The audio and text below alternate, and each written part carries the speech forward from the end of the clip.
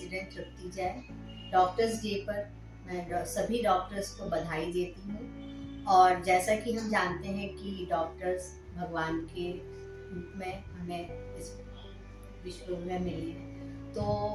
ये बहुत सही है कि अभी कोविड की क्रिटिकल सिचुएशन में सभी डॉक्टर्स ने अपना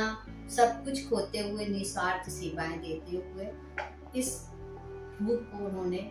प्रूव किया है कि वाकई में डॉक्टर्स भगवान का रूप होते हैं। इसी तारतम्य में मैं डॉक्टर अतुल सिंह नमस्कार दोस्तों, जो को सेवावरिष्ठ होंगे, जो कि हमारे सीनियर फिजिशियन विगत 20 वर्षों में अपने क्षेत्र में as a chest consultant and critical care में कार्यरत हैं।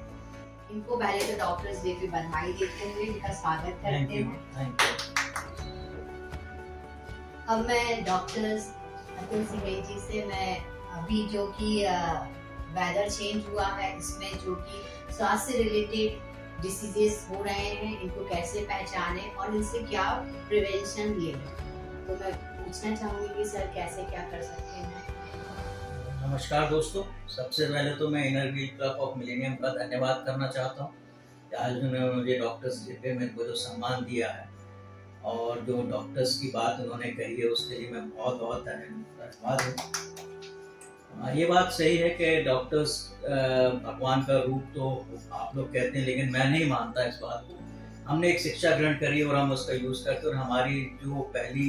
लड़ाई और हमको जो सिखाया जाता है उसमें कि लड़ना कभी नहीं छोड़ना चाहिए, और हम उस लड़ने के कारण हम आज तक कोविड में हम लड़ते रहे और अपनी आखिरी दम तक हमने कोशिश करी है। कई जगह सफल हुए, कई जगह असफल हुए।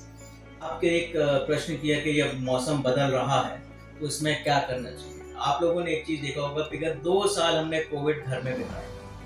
और उस कोविड में हमने पर्यूषण में चेंज बदलाव देखा है कि परिवर्तन कितना आया, कितना साफ सुथरा हुआ, और उससे लोगों का बीमार कम हुए। वो बीमार हुए तो सिर्फ कोविड हुई, तो बाकी दूसरी बीमारियां हम जैसे भूल जाए कि लूज मोशन होते थे इस टाइम पे, सर्दी खांसी होती थी या हमारे खान पान में गड़बड़ियां होती थी, वो हमको 2 साल में शायद बहुत कम देखने मिले या ना के बराबर। आज हम उस कोविड एरा के बाद में निकले तो हम कहीं ना कहीं इन सब चीज के जिम्मेदार हम स्वयं हो गया, क्योंकि पोल्यूशन फिर बढ़ने लगा है, खान पीने की सब रास्ते खुल गए हैं, कहीं ना कहीं हम अपवित्र भोजन की ओर बढ़ रहे हैं कहीं ना कहीं। तो एक वो बड़ा एक कारण है इन सब बीमारी। हमारी चीजें बढ़ गई हैं, मौसम पहले भी बदलते हैं, आज भी बदलते हैं, हमेशा बदलते हैं। इन मौसम में जब भी बदलाव आते हैं, जैसे भी आपने देखा कि गर्मी बहुत चल रही थी, लेकिन वो गर्मी का पैटर्न अलग था।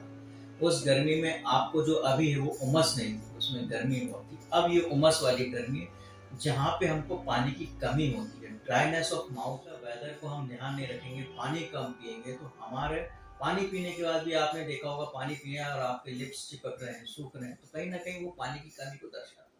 उस पानी को आपको कमी को पूरी करना है, नहीं तो क्या होगा, जो ड्राई एयर होते हैं तो वो हमारे नाक से लेके और सांस की नली तक वो ड्राई एयर जो जाती है वो हमको अस्थमा या सर्दी खांसी इन चीजों को बढ़ाने में, और जब ड्राई होती तो वहाँ पे वायरल का अटैक होने का संभावनाएं बढ़ जाती हैं और हमको वायरल डिसीज होने की संभावनाएं बढ़ जाती हैं। इसी तरह खाने का है कि खाने में हम अच्छा भोजन लें, अच्छा भोजन लें। ये जंक फूड्स को अवॉइड करें, जो जंक फूड बार बार होते हैं, और चूंकि गर्मी इतने तो ठंडा करना, गर्म करना। दूसरा मैंने एक ट्रायल देखा है, कहीं बाहर से आए, फ्रिज खोला, ठंडा पानी निकाली, तो आपका बॉडी टेम्परेचर, आप बाहर से 40 का टेम्परेचर से बाहर आ रहे हैं, अंदर आके आप 10 से 12 डिग्री का पानी पी रहे हैं ठंडा, तो आपकी बॉडी उसको कोप अप नहीं कर पाएगी, टेम्परेचर डिफरेंस होंगे, तो आपको उसका रिएक्शन तो देगा। तो आपको ध्यान रखना है कि पानी आए तो नॉर्मल वाटर पिए, हमारी होती है। तो इस तरीके से हम प्रिकॉशन यदि लेंगे तो आगे हम इन बीमारियों से हम बचा जा सकते हैं। बात की कि हम कहीं सांस की बीमारियों को कैसे पहचानें, कहीं हम उन चीज को समझ नहीं पाते। सांस की बीमारी में बहुत सारी चीजें, एक तो नॉर्मल कोल्ड एंड कफ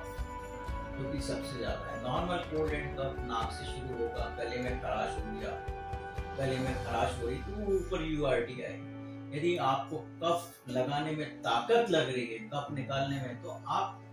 नीचे के हमारे चेस्ट पे या लंग्स की बीमारी से प्रभावित हो रहे हैं। हो सकता है वो किसी प्रकार का हो, वो अस्थमा भी हो सकता है, सीओपीडी भी हो सकता है, निमोनिया भी हो सकते हैं, वो आगे के इन्वेस्टिगेशन की जरूरत है। लेकिन यदि आपको कफ या सांस फूल रही है, खांसी के साथ कफ निकल रहा है, कफ वो भी पीले रंग का, तो इन्फेक्टेड कफ है, उस टाइम पे आपको घर पे नहीं दिखना, इमीडिएटली डॉक्टर्स को कंसल्ट। इसी बीच में आपने कहा कि एक और मैं आपसे यहाँ पे एड ऑन करना चाहता हूँ कि आजकल देखता हूँ कि साहब बहुत सारे लोग आते हैं, अब डॉक्टर साहब चलने में कोई दिक्कत नहीं है, हम सर्फेस पे चलते हैं तो कुछ नहीं, लेकिन हम चढ़ाई चढ़ते तो सांस, ये जो चढ़ने में सांस फूलती है इसको इग्नोर ना करें। ये दो चीजें से हो सकती है, या तो आपको कोई एलर्जिक एयरवे डिसीज है, या तो हम जब चल रहे हैं तो हमारे हार्ट पे लोड कर रहे हैं तो कार्डियक प्रॉब्लम भी हो सकती है। तो कार्डियक प्रॉब्लम या चेस्ट इसको हमेशा रूल आउट करना चाहिए कि किस कारण से, क्योंकि आप पहले तो ये सोचें कि जो चीज आप चढ़ाई चढ़ रहे हैं, कि 5 साल आप पहले चढ़ते थे चढ़ाई तो आराम से चढ़ जाते हैं, आज 5 साल बाद आप नहीं चढ़ पा रहे, there is definitely some reason, either chest और कार्डियक, कहीं ना कहीं किसी में कोई प्रॉब्लम है जिसकी वजह से आपको चलने में सांस फूल रही है, रुकना पड़ा,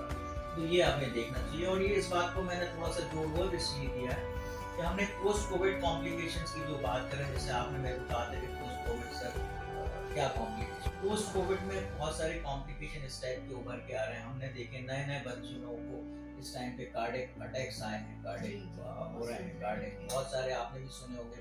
20 साल के लड़के को हो गया हार्ट अटैक्स हो रहे हैं, तो ये शायद कहीं ना कहीं उस वायरस का कॉम्प्लिकेशन है, जिसको हम माइक्रोएंजियोपैथी के रूप में ले सकते हैं, कि कहीं ना कहीं बड़े हों और उसकी वजह से ये चीज हो रहा है, तो उसका कारण स्पष्टीकरण करना तो अभी बहुत time, still it is a new baby which research is going on, कि सब चीजें क्यों हो रही है।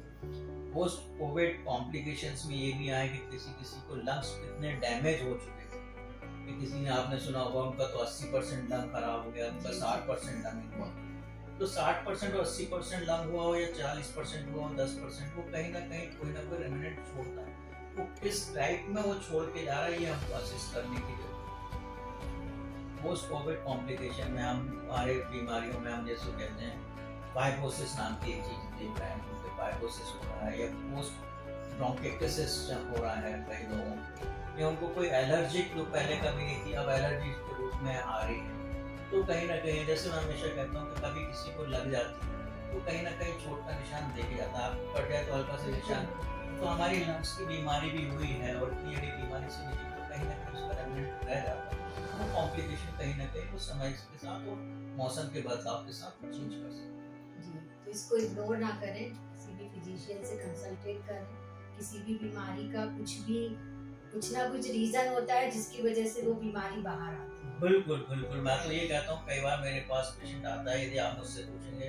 आपके लिए सबसे डिफिकल्ट डायग्नोसिस करना क्या है, तो मेरे लिए तो सबसे डिफिकल्ट डायग्नोसिस है किसी व्यक्ति को नॉर्मल, क्योंकि मेरे पास यदि कोई व्यक्ति आया है तो कहीं ना कहीं उसको कहीं ना कहीं कोई तो दर्द या किसी प्रॉब्लम से, वो हो सकता है मानसिक हो, शारीरिक हो, या किसी प्रकार की बीमारी हो, तभी वो मेरे क्लिनिक पे आया, अन्यथा मेरे क्लिनिक पे मुझसे मिलने तो नहीं आया। तो उस बात को मेरे को प्रूव करने के लिए पेशेंस भी चाहिए, मुझे भी चाहिए, पेशेंट को भी पेशेंस चाहिए। कई बार होता है कि आपने क्यों करा लिया, हम जब तक नहीं कराएंगे तो हम रूल आउट नहीं कर सकते, तो पेशेंट को नॉर्मल कहना मेरे लिए सबसे, और वो तभी होगा जब हम बाकी चीजों को रूल आउट करें। चलिए, आपका हमने इतना कीमती समय लिया और हमारे लिए जैसे कि डॉक्टर्स बहुत ही महत्व रखते हैं हमारे जीवन में, तो उनके सम्मान के साथ साथ उनको बहुत बहुत धन्यवाद देती हूँ कि आपने हम सबको इतनी गहन जानकारी